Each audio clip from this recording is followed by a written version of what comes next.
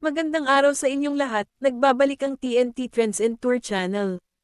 Ayon sa Pep News ngayon, ang asawa ni Barbie Sue o sa mas nakilala bilang si Sean Kai halos araw-araw sa puntod niya.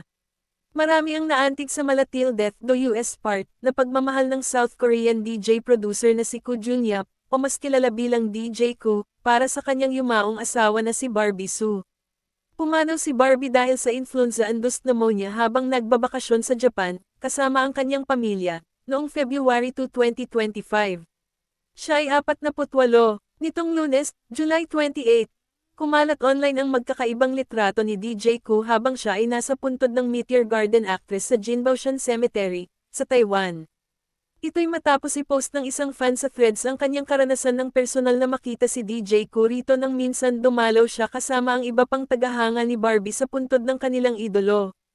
Ayon sa nasabing fan, hindi iniinda ni DJ Koo ang matinding sikat ng araw nang makita nila itong nakaupo sa harapan ng puntod ni Barbie. Nang makita sila, agad daw lumapit si DJ Koo at taos-pusong nagpasalamat sa kanila dahil sa patuloy na pagmamahal ng mga ito sa kanyang yumaong may bahay. Bahagi ng post ng fan, he very politely said, "Thank you, the US. Honestly, just seeing his figure gave off us deep, overwhelming sense of sorrow. I can't even begin to imagine the pain of suddenly losing the love of your life. He truly is the most devoted man I've ever. I really hope he can find peace and heal from his grief." Sa comment section ng thread post ng fan ay may ilang netizens din ang nagpatotoo na halos araw-araw raw kung dumalaw si DJ Koo sa puntod ni Barbie. Komento ng isang netizen, "My dog there works at that cemetery, she says he really goes up to be with every day." Saad pa ng isa, published as is, "My dad's grave is right next to hers, and I'm not exaggerating when I say I see him every single time I go up to see my dad. And sometimes it was pouring rain."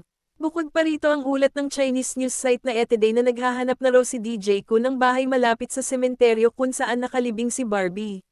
Base noon sa ulat, hindi nagtagal ang relasyon ng dalawa at nauwi rin sa hiwalayan. Early 2000s, muli raw nagtagpo ang mga landas ni na Barbie at DJ Koo at muling naging magkasintahan. Hanggang noong 2022, ginulat ni Barbie ang kanyang mga tagahanga nang ayanunsyo niyang siya ay ikakasal na kay DJ Koo.